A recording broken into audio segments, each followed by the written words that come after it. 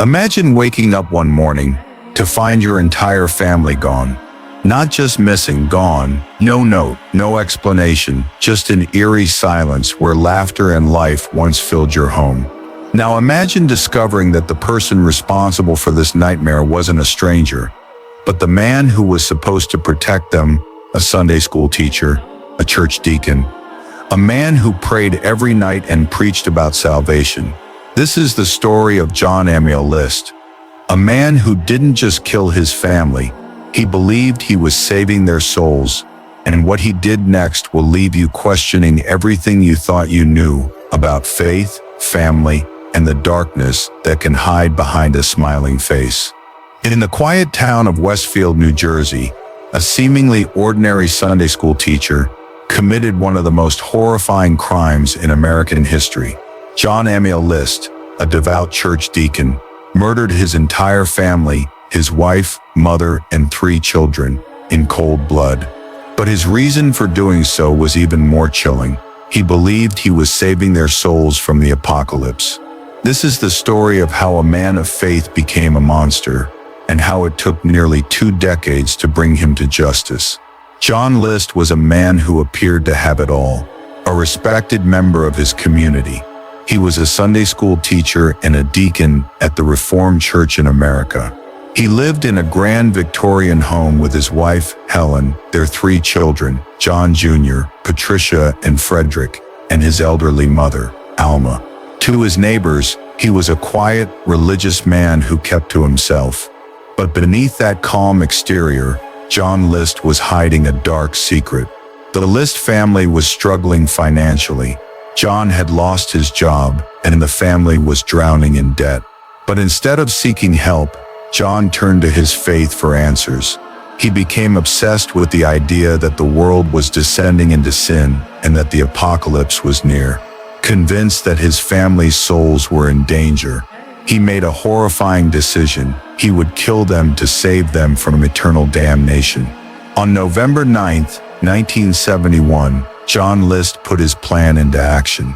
What followed was a crime so calculated, so cold-blooded, that it would shock the nation and leave investigators baffled for years. John List wasn't always a man on the edge. In fact, for much of his life, he appeared to be the picture of stability. Born in 1925, he grew up in a strict Lutheran household where religion was the cornerstone of daily life. His father, John Frederick List, was a domineering figure who instilled in young John a deep fear of sin and a belief in the literal interpretation of the Bible. This upbringing would shape John's worldview and ultimately his downfall. As an adult, John List seemed to be living the American dream. He served in the Army during World War II, earned a degree in business administration, and married Helen Morris, a woman who shared his devout religious beliefs. Together they had 3 children, John Jr., Patricia, and Frederick. But beneath the surface, cracks were beginning to form. John List was a man who valued control above all else. He was meticulous in his habits. From the way he dressed, always in a suit and tie, to the way he managed his finances. But in the late 1960s, that control began to slip. List lost his job as an accountant, and the family's financial situation grew dire. They were forced to sell their home and move into a smaller house. But even that wasn't enough to stave off the mounting debt. List's pride wouldn't allow him to ask for help, and his religious beliefs convinced him that the world was becoming too sinful to provide any real solutions. As the pressure mounted, List's behavior became increasingly erratic. He began isolating himself from friends and family, spending hours alone in his study, poring over religious texts. He became obsessed with the idea that the apocalypse was near and that his family's souls were in danger. Helen, meanwhile, was struggling with her own demons. She had been diagnosed with a chronic illness that left her bedridden for days at a time. The stress of caring for her, along with the financial strain, pushed John to the brink. But it wasn't just the external pressures that drove John List to murder. it was also his own twisted sense of duty. In his mind, he wasn't killing his family, he was saving them. He believed that by taking their lives, he was sparing them from a world of sin and ensuring their place in heaven. On the morning of November 9th, 1971, John List put his plan into action. He started with Helen, shooting her in the back of the head as she sat at the kitchen table. Next, he went upstairs to his mother's room, where he shot Alma in the face. When the children returned home from school, they had no idea what awaited them. John Jr. was the first to die, followed by Patricia and Frederick. List later claimed that he had spared Frederick until last, because he wanted to give the boy a chance to pray before he died. After the murders, List meticulously cleaned the house, arranged the bodies in sleeping bags, and turned off the utilities to make it seem as though the family had gone on a trip. He even left a note for his pastor, explaining his actions and asking for forgiveness. But there was one thing List didn't account for: the human instinct to seek the truth. When the police finally entered the List home weeks later, they found a scene so chilling, so calculated, that it would haunt them for years to come. For nearly 2 decades, John List lived a double life. After fleeing Westfield, he settled in Denver, Colorado, where he assumed the identity of Robert Peter Clark. He found work as an accountant, remarried, and even joined a Lutheran church. To his new neighbors, he was just a quiet, hard-working man who kept to himself. But beneath the surface, List was a man haunted by his past. He rarely spoke about his previous life, and when he did, he lied. He told his new wife, Dolores, that he had been widowed and that his children had died in a car accident. Meanwhile, back in Westfield, the List family murders remained unsolved. The police had no leads, no suspects, and no idea where John List had gone. The case grew cold, and the people of Westfield were left to wonder what had happened to the quiet, religious man who had once been their neighbor. But in 1989, everything changed. A former co-worker of List's was watching an episode of America's Most Wanted when she saw a forensic sketch of the suspect. It looked eerily familiar. She immediately called the show's tip line, and within days, the FBI had a new lead. John List was arrested in Richmond, Virginia, on April 1, 1989, nearly 18 years after the murders. When authorities confronted him, List didn't deny his crimes. Instead, he calmly explained that he had killed his family to save their souls. He believed the world was becoming too sinful and that his loved ones were at risk of eternal damnation. In his mind, he had done the right thing, but the jury didn't see it that way. John List was found guilty of 5 counts of murder and sentenced to life in prison. He died behind bars on July 21, 1998, at the age of 72. The case of John Emil List is a chilling reminder of how far someone can go when driven by extreme beliefs. It's also a testament to the power of persistence and the role that ordinary people can play in solving even the most baffling crimes. John List's story is one of the most disturbing in true crime history. A man who was supposed to protect his family instead destroyed them, all in the name of saving their souls. But what's even more chilling is how close he came to getting away with it. For 18 years, List lived a double life, free from the consequences of his actions. It wasn't until a single tip from a vigilant citizen that he was finally brought to justice.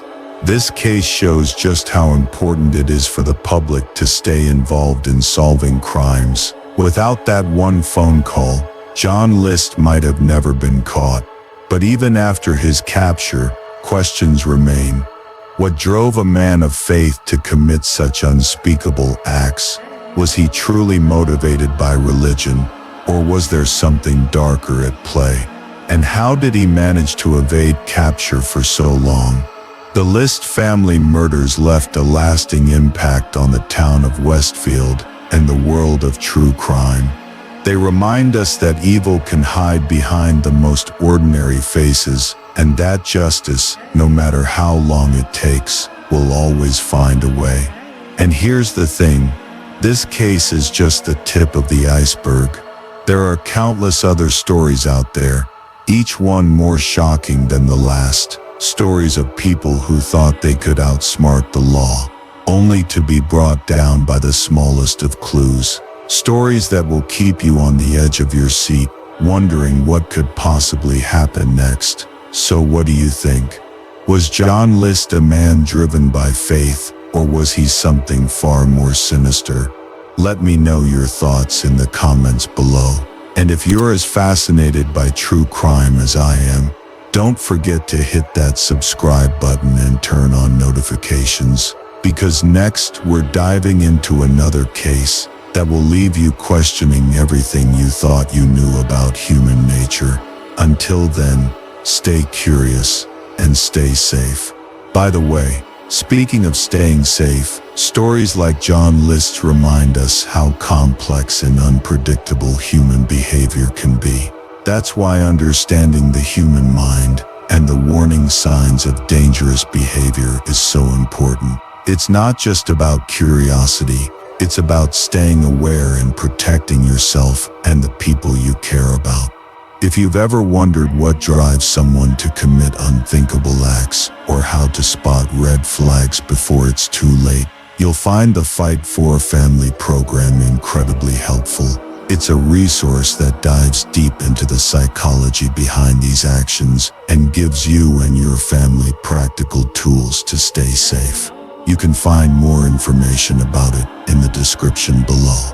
It's not just a guide, it's a way to better understand the world around you and navigate its darker aspects with confidence.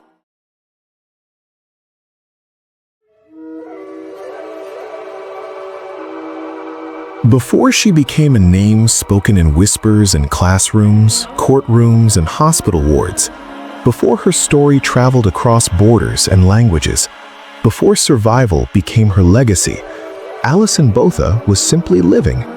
Not surviving, not fighting, just living. She woke up to ordinary mornings, she worked a job that paid the bills, she laughed with friends, she made plans that extended no further than the next weekend. Her thoughts were filled with the kinds of concerns most young adults carry: careers, independence, the quiet hope that tomorrow would be better than today. There was nothing extraordinary about her life, and that is exactly why it matters. Because history does not only happen to heroes, sometimes it chooses ordinary people. South Africa in 1994 stood at a crossroads. The world called it freedom.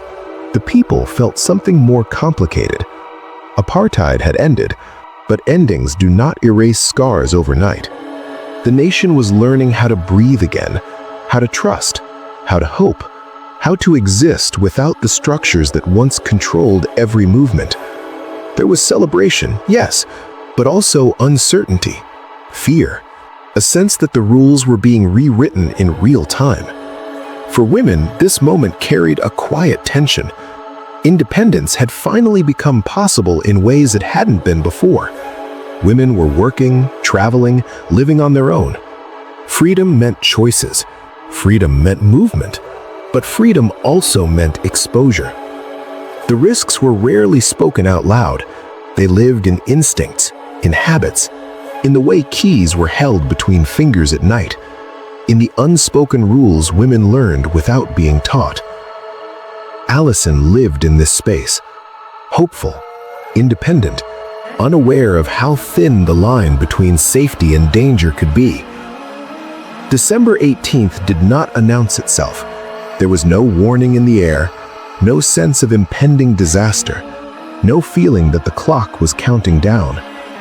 It began like countless other days had before it. A plan made casually, a friend, a short drive through streets she recognized. Familiarity is comforting. It tells us we are safe. It convinces us that danger belongs somewhere else, to other people, other places, other stories. Allison had no reason to believe this night would be different. That is how moments that change everything usually arrive, quietly. There are moments in life that split time in two, a before, where the world makes sense, and after, where nothing ever feels the same. Allison's moment came without permission. Control was not taken violently at first. It was taken strategically, through deception, through intimidation, through the sudden realization that choices were being stripped away one by one. Strangers stepped into her reality, and in seconds, her autonomy vanished. Fear does not always scream. Sometimes it goes silent. From that point forward, the night belonged to someone else. What followed was prolonged, disorienting, overwhelming beyond language. Time no longer behaved normally. Minutes stretched, thoughts fragmented. The body reacted while the mind struggled to keep pace. This part of the story is often summarized, reduced, condensed. But it matters to say this clearly. Endurance is not passive. Every moment required resistance, even when resistance could not look like fighting. Even when survival meant something as small as staying present, staying conscious, staying human. Pain does not arrive with instructions. Fear does not explain itself. And in those moments, the mind becomes both enemy and ally. Yet Allison remained. Eventually, the night released her, not into safety, not into rescue, but into isolation. She was alone, severely injured, believed to be beyond help. This is the point where most stories end. This is where statistics take over, where probability makes its prediction, where survival is no longer expected. The body had every reason to surrender, but something else intervened. Survival is often described as instinct, but sometimes it is a decision. Allison's mind reached a conclusion her body had not yet accepted. She would not die here. Not because she felt strong, not because she felt brave, but because surrender was not an option she was willing to take. This was not heroism, it was desperation shaped into resolve. She focused on consciousness, on movement, on the smallest possible goal: light. A distant streetlight became more than illumination. It became direction, purpose, proof that the world had not ended. Each movement was slow, painful, measured. Time collapsed into moments. Survival in that space did not look triumphant. It looked stubborn. Every step carried risk. Every pause threatened finality. But Allison moved, not quickly, not gracefully, but deliberately. When help finally arrived, disbelief followed. Medical professionals would later describe her condition as impossible. The injuries told one story, her presence told another. She was still breathing, still conscious, still here. Alive, not because the night spared her, but because she refused to disappear inside it. Rescue did not end the ordeal, it transformed it. Hospitals replaced streets, surgeons replaced strangers, machines replaced silence. Recovery did not begin with certainty or optimism. It began with questions. Would she survive the night, the surgery, the next hour? Each day arrived without guarantees, but Allison stayed. And staying, sometimes, is the hardest part. Survival did not arrive all at once. It arrived in fragments, in beeping machines, in gloved hands moving with urgency, in voices speaking above her, calm, measured, but heavy with disbelief. Allison's body had crossed a line medicine rarely sees. She was alive, but only just. Every system was compromised. Blood loss, trauma, damage that should have ended everything hours earlier. Doctors did not speak in promises, they spoke in probabilities, and the probabilities were not kind. Surgery began almost immediately, then another and another. Each procedure was not a step forward, but a negotiation with time. Surgeons worked knowing that success did not guarantee survival, and survival did not guarantee recovery. The body, even when alive, remembers what it has endured. Pain is not something you wake up into gently. It arrives fully formed, demanding attention. Even through medication, even through fog, the body speaks, and it does not speak kindly. Allison drifted in and out of consciousness. Memory came in flashes, disconnected, incomplete. Faces appeared without names. Time dissolved. Nights and days lost their meaning. There was no triumphant awakening, there was only continuation. As consciousness returned, so did awareness, and awareness brought fear. Hospitals are places of healing, but they are also places where reality becomes unavoidable. Tubes, dressings, mirrors that tell truths before the mind is ready to hear them. The realization did not arrive as a single moment. It came slowly, like dawn breaking through fog. Something had happened, something irreversible. Questions formed before answers did. Where am I? Why can't I move? Why does my body feel unfamiliar? The mind seeks order. Trauma offers none. There is a moment many survivors describe, but few understand. The moment where survival stops feeling like a victory. Pain lingered. Fear settled in quietly. Sleep brought no rest, only images the mind replayed without consent. The body reacted before thought. Sounds startled. Shadows felt threatening. This was not weakness. This was the nervous system doing its best to protect what remained. But protection can feel like imprisonment. Allison faced a new reality, one where safety no longer felt automatic, where trust had to be relearned, where the world seemed sharper, louder, less forgiving. And yet, she stayed. Outside the hospital walls, the world continued. The legal system began its process, slow, methodical, unemotional. Evidence was collected, statements taken, investigations unfolded. Allison was not required to lead this process, but her presence was unavoidable. Justice does not pause for healing. Names became case files, lives became evidence. What had happened was translated into language cold enough to survive a courtroom. Arrests were made. For many, this would feel like closure. It did not. Legal proceedings demand recollection, details, timelines, accuracy. For a survivor, memory is not organized. It does not present itself neatly. It resists interrogation. Trauma fractures recall, blurs edges, protects itself through distortion. Yet the system asks anyway, to speak, to remember, to relive without falling apart. Allison did what was required, not because it was easy, but because it mattered. Sentences were passed, life imprisonment. The world called it justice, but justice does not erase pain. Healing is not erasing memory, it is learning how to carry it without being crushed. There is a subtle expectation placed on survivors. Be grateful, be quiet, move on. But Allison refused to disappear into survival alone. She understood something vital. Silence protects no one. Her voice became a bridge between fear and understanding, between pain and purpose. She spoke not to shock, not to sensationalize, but to educate and empower. She reminded people that violence is not rare, and that prevention begins with awareness, not denial. Allison's work reached schools, conferences, communities.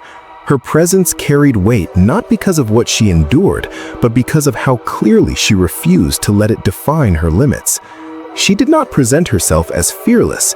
She presented herself as honest. honest about vulnerability, honest about the cost of healing, honest about the long road between trauma and peace. And that honesty saved lives because it told others, you are not broken, you are not weak, you are not alone. Some stories end in tragedy. Others transform tragedy into warning, wisdom, and hope. Allison's story became a reminder that survival is not luck, it is resistance. That courage does not roar, it persists. That the human will, when anchored in purpose, can defy even the most brutal attempts to silence it. She showed the world that choosing life is not a single moment, it is a series of decisions. Every morning, every step forward, every refusal to let fear shrink the future. Because Allison Botha is not an exception, she represents countless voices that never get heard, stories that end too soon, lives altered quietly, without headlines or books. Her story forces uncomfortable truths into the light, that violence thrives in silence, that healing is not linear, that justice, while necessary, is not enough, and most importantly, that life can still be chosen even after everything tries to take it away. Years later, Allison's choice continues to echo, in classrooms where awareness replaces ignorance, in survivors who realize strength can exist alongside fear, in moments where someone decides to keep going because they know it's possible. She did not become a symbol by accident. She became one by refusing to surrender her future to her past. Allison Botha did not choose the darkness that found her, but she chose the light she walked toward.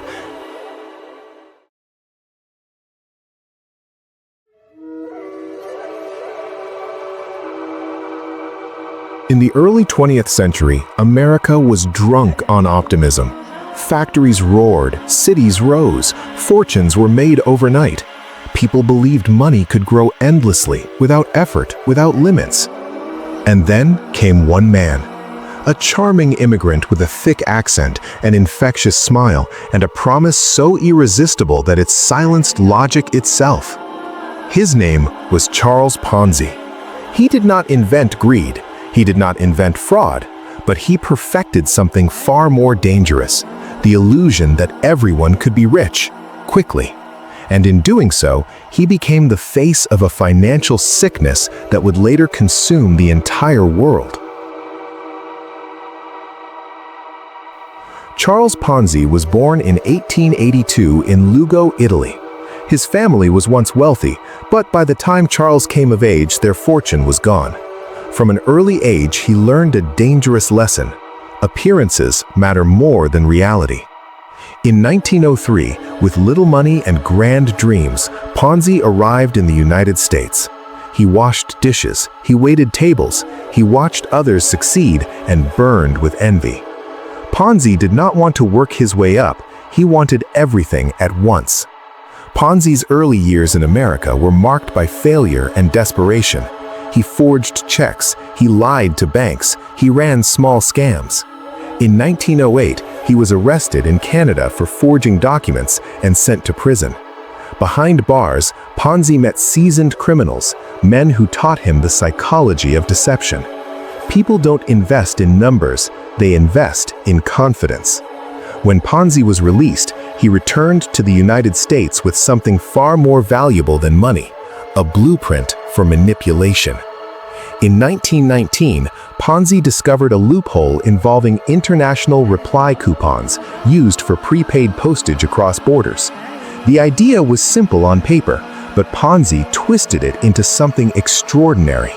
He promised investors 50% profit in 45 days, 100% profit in 90 days, guaranteed, risk-free. It sounded insane, and yet people believed him. Why? Because early investors were paid exactly as promised. What they didn't know was the truth. Ponzi wasn't investing their money. He was using new investors' money to pay old ones. The modern Ponzi scheme was born. By 1920, Boston was gripped by Ponzi fever. People mortgaged homes, police officers invested, bakers, dock workers, widows, everyone lined up. At his peak, Ponzi earned $250,000 per day. Millions flowed through his office. He owned mansions, cars, and silk suits. Banks began to collapse under the weight of withdrawals. Ponzi wasn't just stealing money, he was rewiring how Americans thought about wealth. Journalists at the Boston Post began asking questions. The math didn't add up. There were simply not enough coupons in the world to justify the profits Ponzi claimed. Panic spread. Investors rushed to withdraw their money, and just like that, the illusion shattered. By August 2020, Ponzi was arrested. The damage was staggering. Tens of thousands ruined, entire families wiped out, banks weakened, public trust destroyed. Ponzi was sentenced to prison, but the damage he caused did not end with his arrest. Despite Ponzi's downfall, America learned nothing. Speculation exploded again, this time in Florida real estate. Land was flipped in days. Prices doubled overnight. People bought property they never saw. In 1926, the Florida land boom collapsed. Banks failed. Investors panicked. Confidence cracked. This was no accident. It was the same psychology Ponzi exploited, now scaled nationwide. Charles Ponzi did not cause the Great Depression alone, but he proved something terrifying, that mass greed could override reason, that trust could be weaponized, that financial systems built on belief, not reality, will collapse. By 1929, Wall Street was running a Ponzi-like illusion of its own, buying stocks on margin, infinite optimism, no safeguards. When the crash came, the world fell into darkness. After prison, Ponzi was deported to Italy. He died poor, sick, and forgotten in 1949 in Brazil. His name, however, became immortal. Today, every financial fraud of this kind bears his name, a Ponzi scheme. Charles Ponzi was not a genius. He was a mirror, a reflection of what happens when greed replaces patience, trust replaces verification, hope replaces logic. The Great Depression did not begin in a single day. It began the moment people believed wealth could exist without work. And that belief, first proven dangerous by Charles Ponzi, still haunts the world today.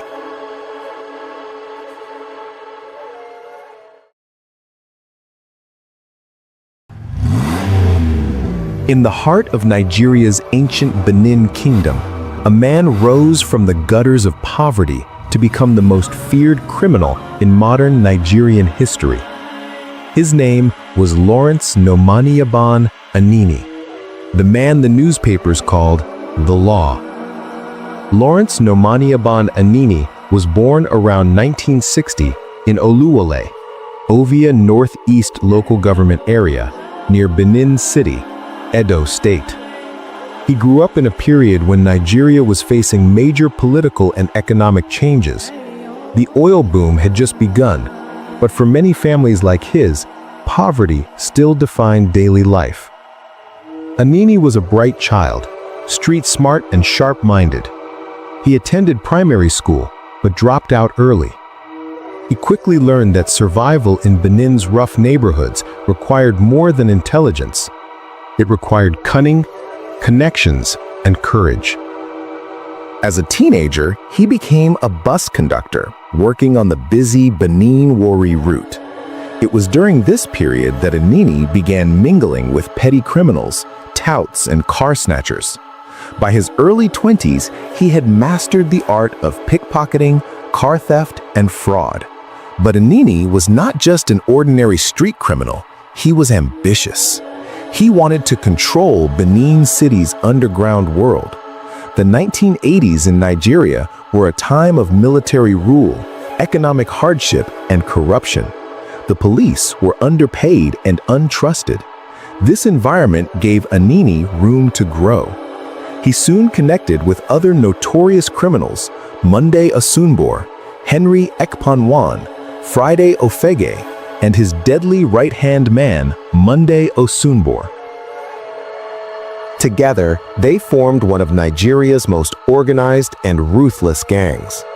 Anini's gang specialized in armed robbery, car hijacking, and bank raids. They became known for their boldness, attacking banks in broad daylight, ambushing police patrols, and even blocking highways to rob entire convoys. Unlike most robbers, Anini developed a Robin Hood image among the people.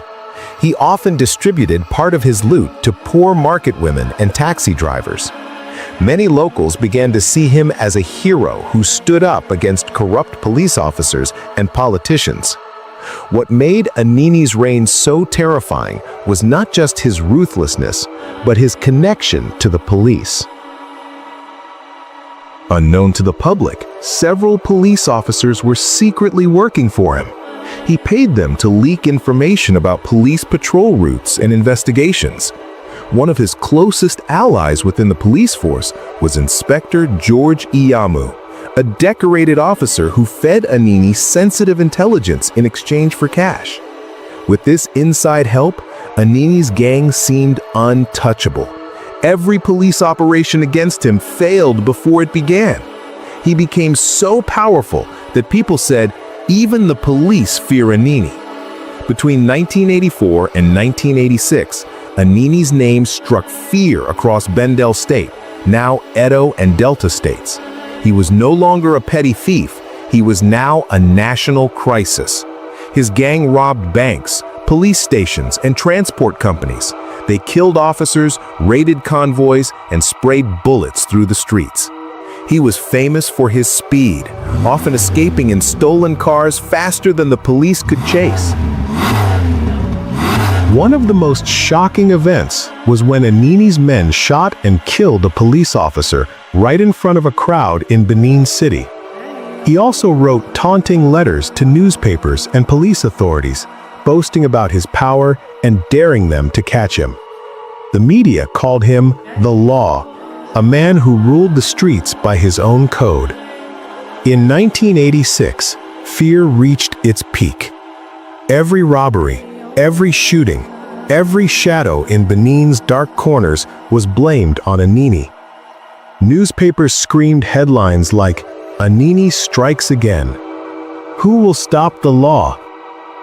Even the then head of state, General Ibrahim Babangida, asked his Inspector General of Police, Edem Inyang, a famous question during a cabinet meeting.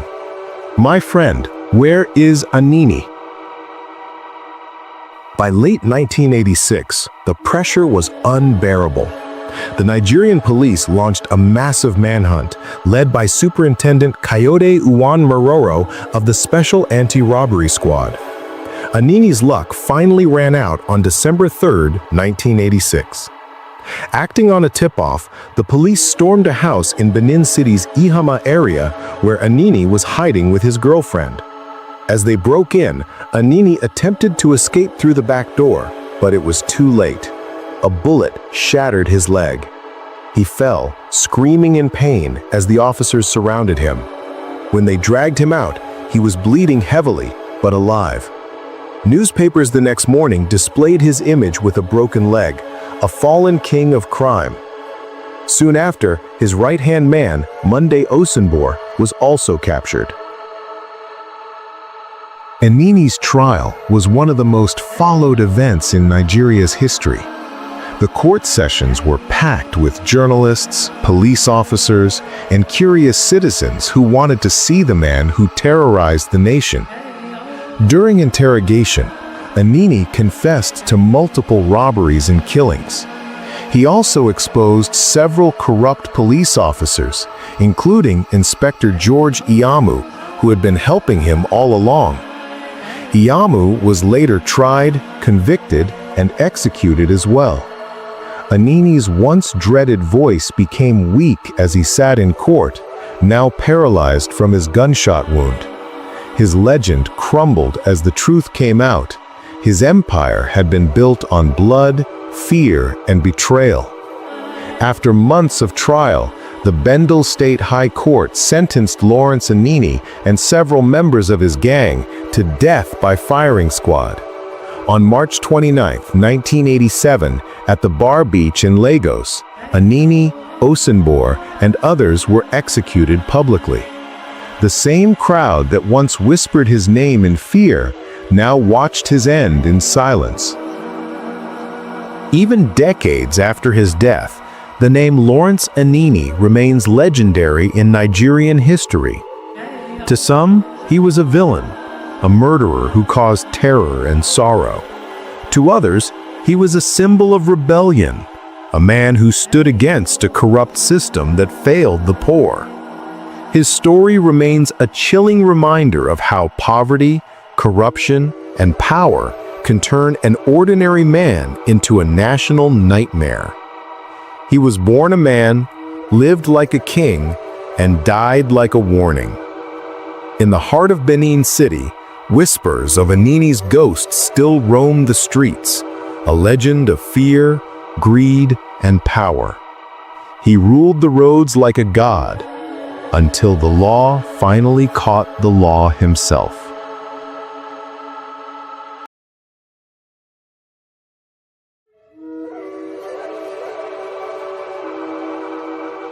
It was a calm voice on the other end of the phone. No panic, no shaking, no urgency. At 9:10 a.m., a man dialed 911 and reported that his wife had taken her own life. But when police arrived, there was no gun, no shell casing, no evidence of suicide. Instead, they found a woman beaten so violently that investigators would later describe the attack as savage, personal, and deliberate. This is the disturbing true crime story of Lucille Ann McManus and the man who claimed to love her. Warner Robins, Georgia, a quiet suburban neighborhood where neighbors waved, dogs barked, and nothing ever seemed out of place. The home at 202 Wake Forest Drive looked ordinary, but on the morning of November 24, 2023, the day after Thanksgiving, something inside that house had gone terribly wrong. Lucille Ann McManus, 63 years old, would never walk out of that home again, and the person who reported her death would quickly become the focus of a murder investigation. At exactly 9:10 a.m., Brian McManus called emergency services. He told the dispatcher he had just returned from walking his dog. He said he found his wife lying on their bed. According to Brian, it was an obvious self-inflicted gunshot wound. The dispatcher listened carefully. What stood out wasn't just what Brian said, it was how he said it.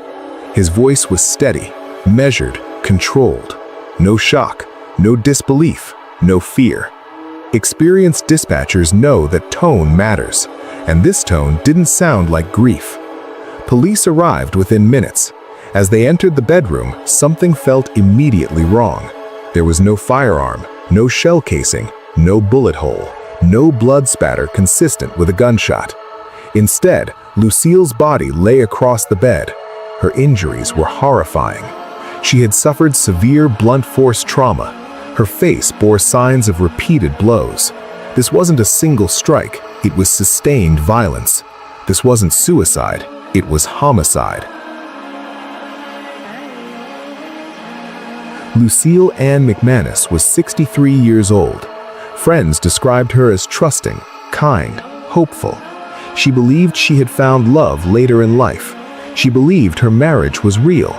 But behind closed doors, something was unraveling, and Lucille may have discovered a truth that made her dangerous to someone who had everything to lose.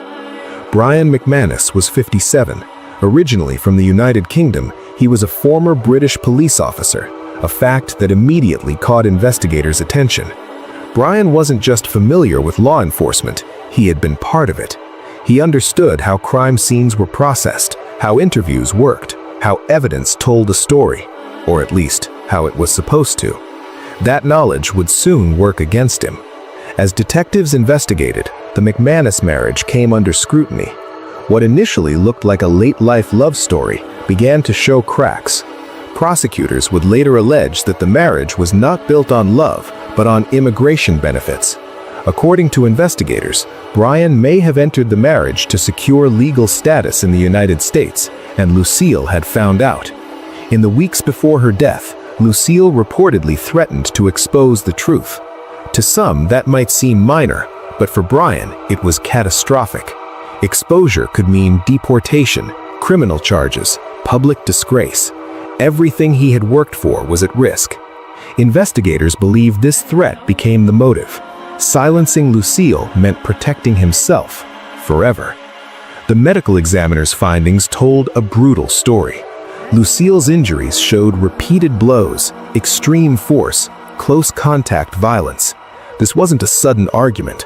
This wasn't accidental. It was personal. And once it was over, investigators believe Brian tried to do what he knew best: control the narrative.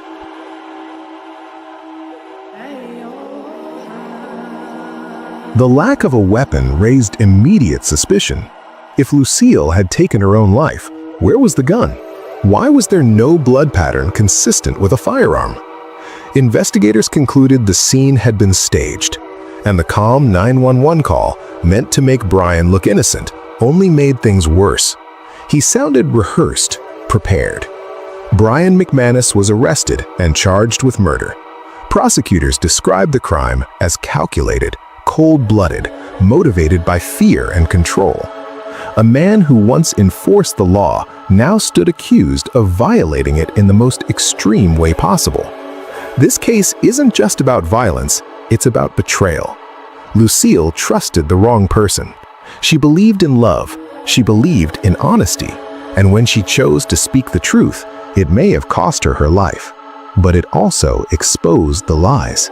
A quiet house, a calm 911 call, a missing gun.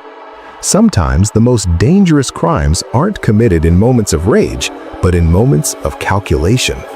Lucille Ann McManus didn't just lose her life, she lost it to someone who knew exactly how the system worked and thought he could beat it. When love is built on lies, the truth can become deadly.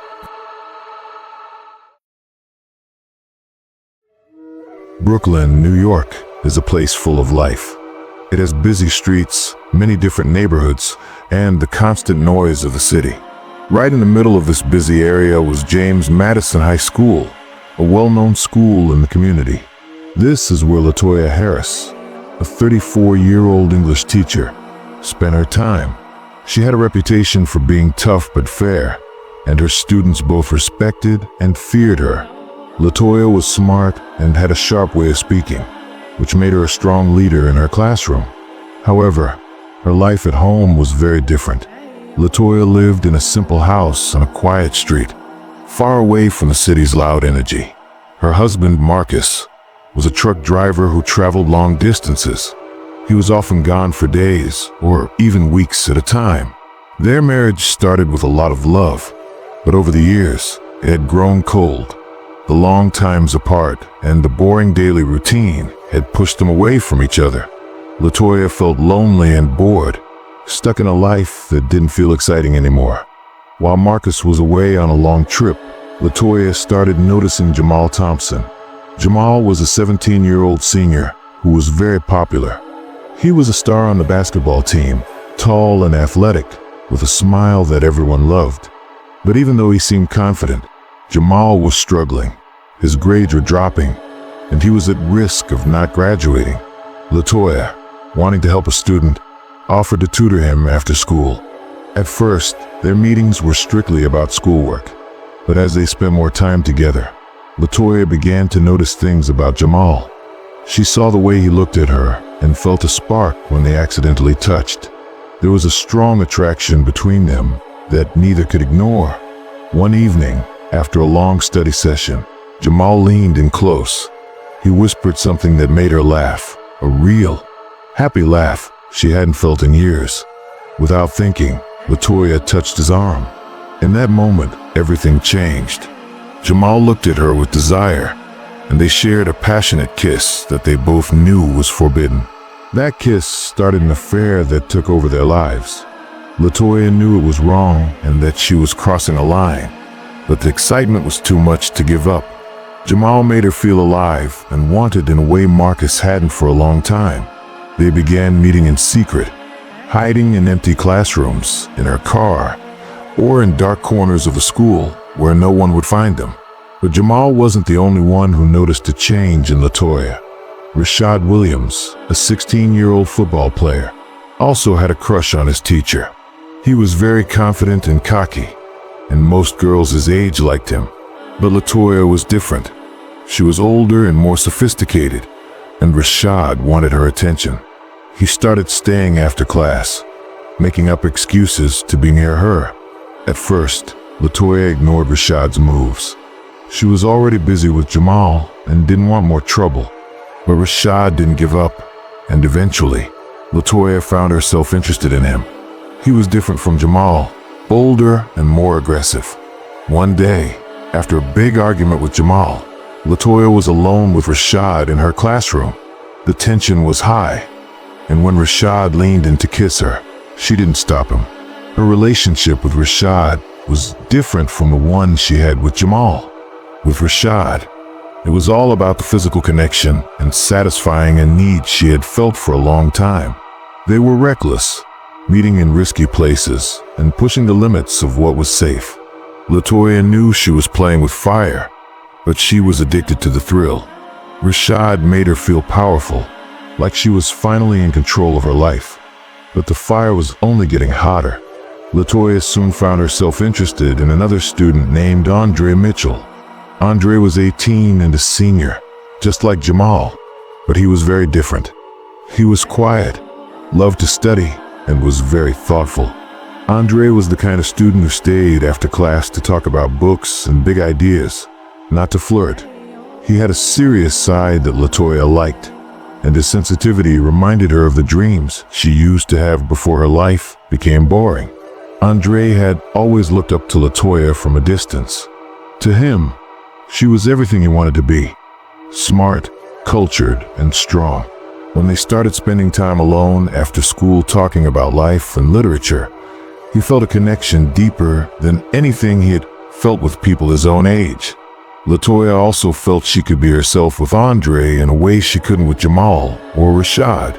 Their talks were intense and personal, and it didn't take long for their relationship to move past just being teacher and student. Their first kiss was gentle and a bit nervous, which was a huge change from the wild passion she had with Jamal and Rashad. With Andre, it felt more emotional, like he truly understood her. LaToya knew she was in too deep, but she couldn't bring herself to stop. She loved the attention and the feeling of being wanted by these young men. But as the weeks passed, the stress of keeping 3 secret affairs going started to hurt her.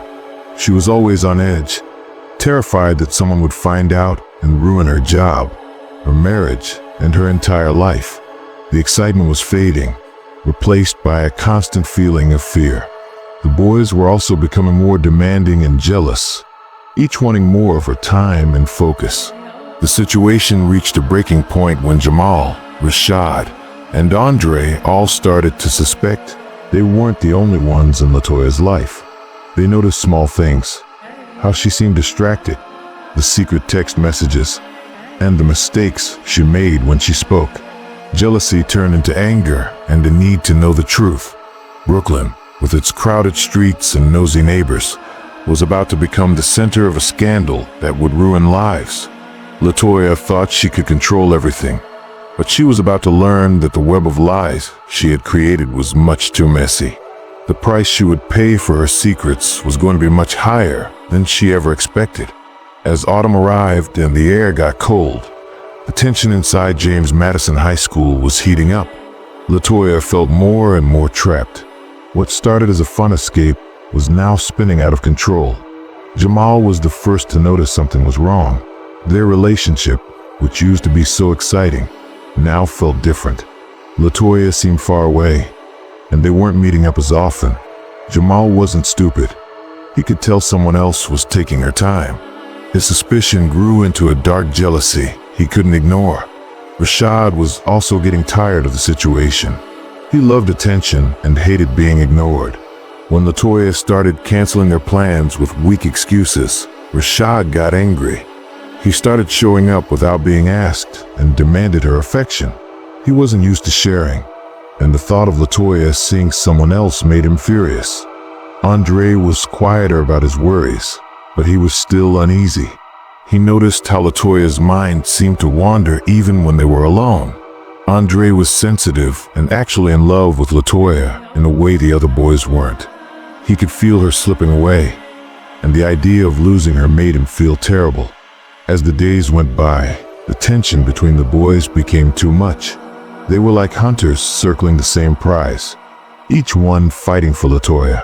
Jamal, driven by his jealousy, began to watch her every move. He followed her after school and saw her hiding in hallways and having secret meetings. It didn't take long for him to realize he had competition. One evening, Jamal decided to confront her in the school parking lot. His heart was pounding and he felt betrayed. When Latoya finally walked out of the school, he stepped out of the shadows, looking very angry. "Who is it?" he demanded. "Who else are you seeing?" Latoya froze. She realized her secret life was falling apart. She tried to laugh it off, but Jamal wasn't buying it. He stepped closer, his eyes full of anger. "Don't lie to me, Latoya," he warned, his voice shaking. "I know you're with someone else. I want to know who." Latoya didn't know what to say. Before she could answer, Rashad appeared. He wasn't acting like his usual cool self. He looked very mad. He had seen them together and noticed how close Jamal was to Latoya, and he wasn't going to let it go. "What's going on here?" Rashad asked, his voice full of suspicion as he walked up to them. He looked back and forth between Jamal and Latoya, his face getting darker as he started to put the pieces together. Jamal turned to face him, his fists balled up at his sides. "You tell me," he spat out. "What the hell are you doing here, Rashad?" Before Rashad could say anything, Andre appeared at the edge of the parking lot. He had seen the other two from a distance. Andre was never the type to look for a fight, but seeing the other two boys with Latoya made his worst fears come true. It pushed him to act in a way he never had before. "What are you guys doing?" Andre's voice was quiet, but it had a sharp edge to it that Latoya had never heard. He stepped closer, his eyes locked on Latoya, looking for some kind of sign that what he was seeing wasn't real. Latoya was trapped. All three boys she had been seeing were now standing right in front of her. Their anger, jealousy, and hurt were written all over their faces. There was no way out and no way to calm them down. The truth was finally out, and everything was about to fall apart. Jamal was shaking with emotion. He took a step toward Latoya. "How could you do this?" he asked, his voice cracking. "I thought I actually meant something to you." Rashad, who never backed down from a challenge, shoved Jamal back. "You're not the only one she's been playing, man," he growled. "But I'm not going to let her make a fool out of me." Andre, standing on the edge of the group, felt a wave of emotion he couldn't hold back. He had always been the quiet one, the thinker who stayed out of trouble. But seeing Latoya in the middle of this, being pulled back and forth by Jamal and Rashad, made something inside him snap. "You're both wrong," Andre said, his voice trembling. "She's not some game you can win. She's a person, and you're tearing her apart." Things turned violent very quickly. Rashad swung at Jamal, hitting him with a loud thud.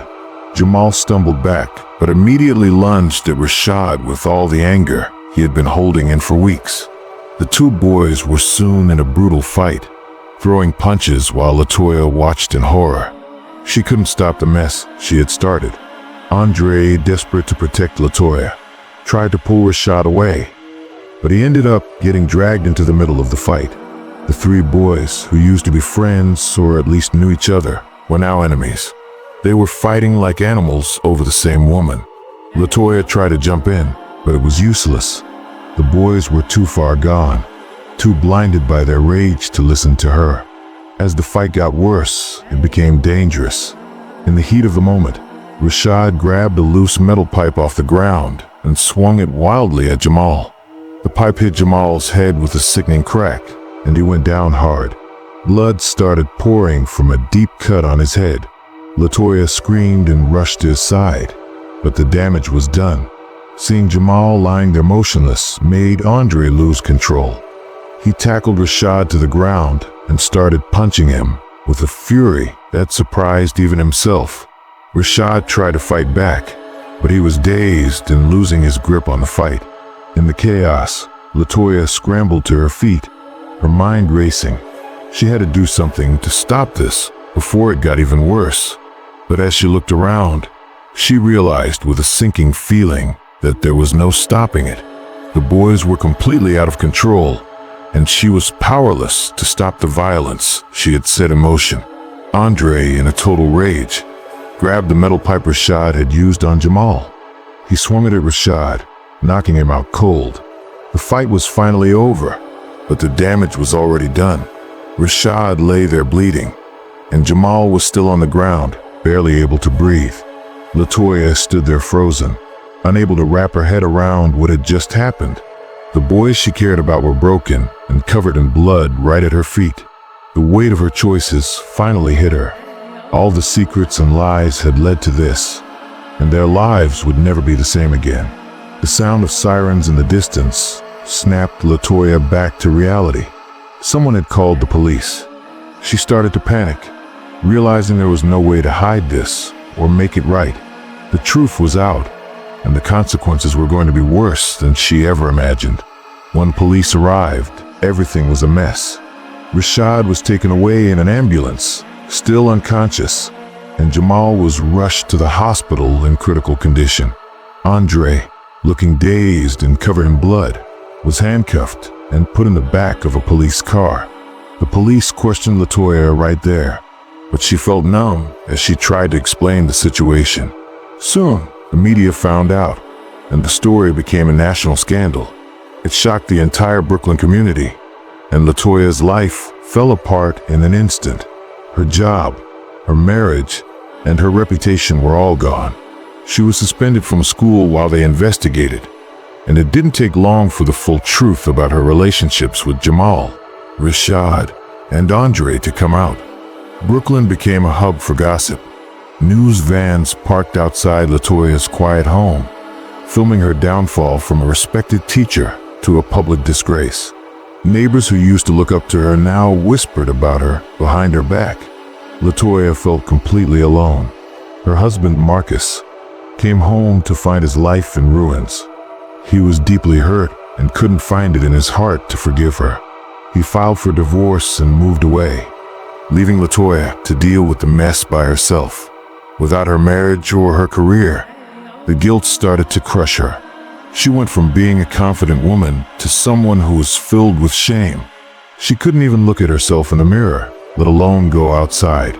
She fell into a deep depression, constantly questioning the choices that led her to throw her life away. The boys were also dealing with the trauma in their own ways. Jamal was badly hurt and had a long, painful recovery ahead of him. He used to be a star athlete with a bright future, but now he was left with physical and emotional scars that haunted him every day. His dreams of a sports career were over, and he struggled to find a new path in life while dealing with the pain of the betrayal and the violence he had endured. Rashad also faced a difficult road ahead. His injuries were serious, and the whole event really messed with his mental health. He became quiet, kept to himself, and felt very bitter about everything. He had to deal with everyone judging him and face legal trouble, all while trying to get over the trauma of that night. His old confidence was completely gone, and he struggled to figure out who he was after all the chaos. Andre was deeply affected too. He was sent to a juvenile detention center for his part in the fight. It was a rough experience that forced him to realize how serious his actions were. Even though he felt he was only trying to protect LaToya, he still felt guilty about the violence he had been part of. He tried to use his time locked up to think and grow as a person, but he knew that making up for what he did would be a long and hard journey. The scandal left a permanent scar on the Brooklyn community. James Madison High School, which used to be a place for learning, now reminded everyone of betrayal and failure. The school leaders were heavily criticized for not seeing the signs or doing anything to stop it. They tried to rebuild trust, but the damage was done. The school's main focus became student safety and fixing the problems that allowed this to happen in the first place. LaToya's story became a warning to everyone. It showed what can happen when someone in a position of power makes terrible choices. Slowly, the community began to heal as they set up support systems to help everyone deal with the emotional pain. In the end, LaToya's downfall was a huge tragedy. It was a story of broken hearts and the life-ruining consequences of acting on selfish desires. Even long after the news stopped talking about it, the memory of that night stayed with people. It was a reminder of how easily trust can be broken and how one person's choices can change many lives forever. LaToya's life was ruined for good. Once the trial was over and the media moved on, she was left alone to face her new reality. Her marriage was over, her career was gone, and her reputation could never be fixed. She was sentenced to 25 years in prison, with the chance to ask for parole after 15 years. It was a heavy punishment, but it was the result of the serious crimes she had committed.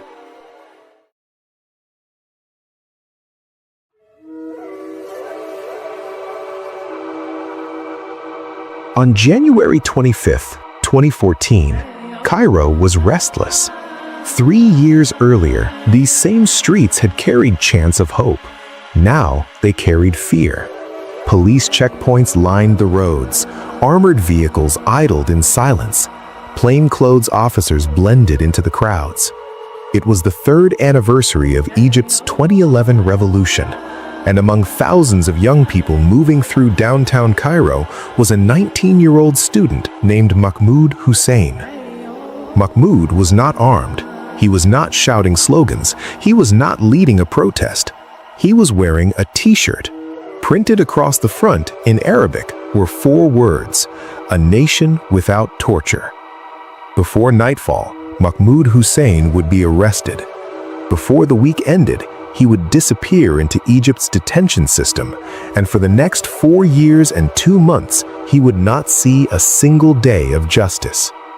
Mahmoud Hussein was born in 1994 in Cairo, Egypt.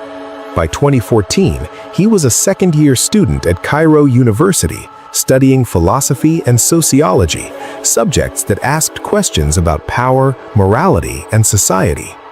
Friends described him as quiet, thoughtful, and politically curious, but not radical. He believed in discussion, in ideas, in dignity. He had grown up during the final years of Hosni Mubarak's rule and witnessed the explosion of hope during the 2011 Arab Spring. Like many young Egyptians, Mahmoud believed change was possible. But by 2014, Egypt had entered a far darker chapter. In July 2013, Egypt's first democratically elected president, Mohamed Morsi, was removed by the military. General Abdel Fattah el-Sisi soon rose to power. What followed was a sweeping crackdown. Protests were banned, emergency laws expanded, tens of thousands were arrested. According to Human Rights Watch, Egypt's detention system became one of the most aggressive in the world. Criticism, even symbolic, was treated as a threat, and Mahmoud Hussein walked straight into that reality. On January 25, 2014, Mahmoud attended a peaceful gathering in downtown Cairo near Tahrir Square. Security forces began mass arrests. Mahmoud was stopped by police. They noticed his t-shirt. He was detained immediately. At the police station, Mahmoud says he was questioned about his political views, his friends, why he wore the shirt. No weapons were found. No evidence of violence existed. Still, Mahmoud was transferred to Tora Prison Complex, one of Egypt's most notorious detention facilities. He was accused of participating in an illegal protest, belonging to a banned group, spreading false information. None of these accusations were supported with evidence. Under Egyptian law, pre-trial detention is supposed to be temporary. In Mahmoud's case, it became indefinite. Every 15 or 45 days, prosecutors renewed his detention. No trial date, no witnesses, no verdict. Each renewal came with new paperwork and the same emptiness. Mahmoud's lawyers filed appeals. Courts ordered his release multiple times. Each time, authorities ignored the rulings. This practice had a name: rotation. When a detainee was about to be freed, they were transferred to a new case, starting the detention clock all over again. Mahmoud was trapped inside a system designed not to prove guilt, but to break time itself. As months turned into years, Mahmoud's name began appearing in reports by Amnesty International, Human Rights Watch, the United Nations Working Group on Arbitrary Detention. His crime became clear to the world. It was not violence. It was not terrorism. It was a sentence on a t-shirt: a nation without torture. Mahmoud Hussein had become a symbol, not by choice, but by consequence. And his story was only beginning. South of Cairo, along the Nile, stands the Torah prison complex. For decades, it has housed Egypt's most sensitive detainees: political prisoners, journalists, activists, and critics of the state. It was here that Mahmoud Hussein arrived in early 2014. He was 19 years old. Inside Torah, time does not move normally. Days blur together. Weeks dissolve. Years arrive quietly. Mahmoud was placed in pre-trial detention, a status that suggested something temporary. But nothing about Torah was temporary. Mahmoud's cell was overcrowded. Dozens of detainees shared a small space meant for far fewer. Sleep happened in shifts. Privacy did not exist. Lights stayed on late into the night. Meals were irregular.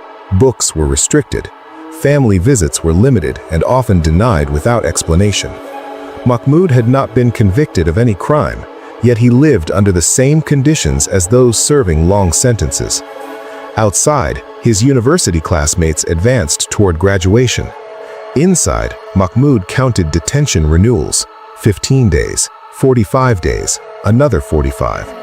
Each renewal felt like a reset of despair. Mahmoud's legal team repeatedly petitioned the courts. Judges ordered his release more than once, but instead of freeing him, security services intervened. They opened new cases, often recycling the same accusations, spreading false news, joining an illegal group, misusing social media. No evidence was presented. This tactic, known locally as tadwir, or rotation, allowed authorities to keep detainees locked away indefinitely. It was lawful on paper, but devastating in reality. Mahmoud was not sentenced, he was simply held. Mahmoud's parents traveled repeatedly to Torah prison. Each visit involved hours of waiting, security checks, and uncertainty. Sometimes they were turned away. When visits were allowed, they were brief and supervised. They saw their son aging behind bars. They brought food, clothes, and hope. Small things meant to remind him of life beyond the walls. His mother later said that the hardest part was not fear, it was silence. Silence from officials, silence from the courts, silence from a system that refused to explain itself. By 2016, Mahmoud Hussein's case began appearing in international reports. Amnesty International declared his detention arbitrary. Human Rights Watch cited his case as evidence of Egypt's abuse of pre-trial detention. In 2018, the United Nations Working Group on Arbitrary Detention issued a formal opinion. Mahmoud Hussein's imprisonment violated international law. They called for his immediate release. Egypt did not respond. The ruling changed nothing inside Torah prison. Mahmoud remained where he was. As Mahmoud entered his 4th year in detention, he became something he never intended to be: a symbol. His photograph circulated online. His t-shirt slogan was quoted in headlines: "A nation without torture." For supporters, the words represented resistance. For the state, they represented danger. Mahmoud himself remained largely unseen, his voice filtered through lawyers and reports. A young man had become an idea, and ideas, in some systems, are treated more harshly than crimes. But even symbols grow tired, and inside Torah prison, Mahmoud Hussein was approaching a breaking point, not of belief, but of endurance. What would happen when pressure from the world met the silence of power? The answer would come slowly, and at a cost. In most justice systems, punishment follows conviction. In Mahmoud Hussein's case, time itself became the punishment. There was no sentence to count down, no release date to circle, no certainty to hold on to. Every morning in Tora prison began the same way, with waiting. Waiting for news, waiting for a court decision, waiting for a knock on the door that never came. Psychologists describe indefinite detention as one of the most damaging forms of confinement, not because of what is done, but because of what is withheld. Closure, predictability, hope. Mahmoud's lawyers later described visible changes. He became quieter, more withdrawn, careful with his words, even in private. He learned that anything said could be misinterpreted, rewritten, or reused against him. Sleep was irregular, anxiety constant, yet he continued to insist on one thing: he had committed no crime. Mahmoud refused to confess to accusations that made no sense. He refused to admit guilt for wearing a message calling for dignity. This refusal extended his detention, but preserved his truth. Communication from inside Tora prison was limited. When Mahmoud managed to send messages through his lawyers, they were cautious, measured, and restrained. No anger, no accusations, just quiet endurance. Outside, social media campaigns used his name. Hashtags appeared, statements were released, petitions circulated. But inside the prison walls, Mahmoud saw none of it. For him, the world was reduced to concrete, steel, and time. The Egyptian government was repeatedly questioned about Mahmoud Hussein. Officials offered no detailed public explanation. There was no press conference, no evidence presented, no acknowledgement of wrongdoing.